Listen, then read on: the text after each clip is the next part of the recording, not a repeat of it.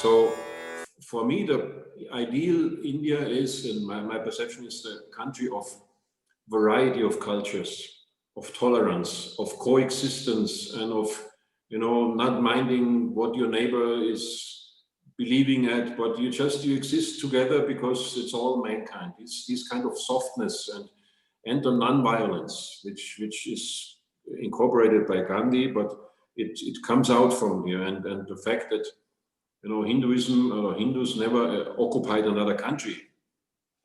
So there are a lot of positive aspects, but then there are, of course, you see in newspapers, you see clashes, and you see some intolerant accidents.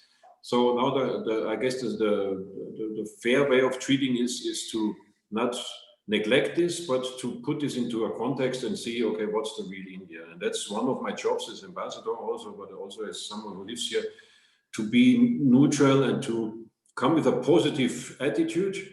And even if there are things to be criticized, which are in India, you do it in a way which is not condemning the whole picture as such, because India is, as I said before, it's like right between the eyes. There's no sugarcoating. It's totally intense. The beauty is intense, which is the tolerance, the beauty of the openness of the people, the landscape, the architectural beauties, the music. This is just undescribable. But on the other side, you have the noise, you have the injustice, you have poverty, lack of water, and so there are other things which have to be improved. And so that's why I guess whoever makes a judgment, anyway, it's difficult for any foreigner to make a judgment on India, because it's such a vast country, and I discover every day new things, and you have to be here 50 years or born here to really understand India, I guess, because it's a complex country.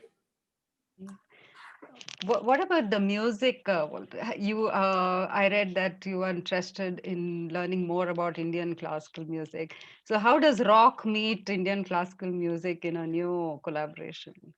I'm a fully trained musician, so I studied classical European music, Bach, and played in orchestras and operas. So I started off with that, and then, as many things in my life, I was not happy with just one thing. So I had to discover the jazz and the rock. So I ventured into rock. So then I became rock and jazz musician.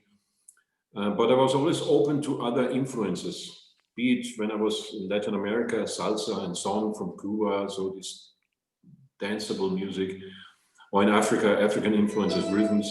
And in India is music-wise pretty different from the rest of the world. Be it the instruments, be it the harmonies, be it the way you structure your pieces of music, which are ragas, and can last 20 minutes. And for a normal European musician, this is a challenge. So you have to be prepared, and you have to get into it. And it's not that I say, okay, I have now the technical skills to play a sitar. No, it's the way you enter the stage and you kiss the stage. You talk to your fellow musicians, the way you dress, the way you sit, the way you tune your instrument, until you get into this mood. Now, this is a lot of philosophical attachment, which not everyone who comes here and said, okay, let's play this song. And if I go to New York today, I play with a group of musicians, and I say, okay, you count on 1, 2, 3, and we start. In India, it's different. So you need patience, as in many things in India. You need patience, and you need dedication and devotion to this. And that's what I'm saying. I'm very interested to work more closely with Indian classic musicians, because I want to discover more of this world. I talked the other day with Rakesh Chaurasia, flute player, bansuri player, and he does the same. He's crossing over to Western, but then always comes back to Mumbai and to his family, and then there were totally classic Indian musicians, and Here he has to explain what he has done in the West with his harmonies and this kind of thing. So it's still something which is not totally fitting, like the Beatles brought in Ravi Shankar to play a sitar, but he played the sitar in a way, in a very westernized way, now to make the right combination, which is tasteful and which has a lot of respect to both sides, not using one influence just to make it more exotic in the other side.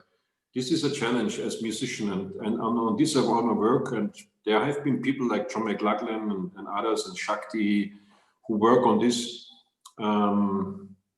It's a bit too early to say, but I'm a learner, as all Indian musicians are, and let's see what's coming out of it.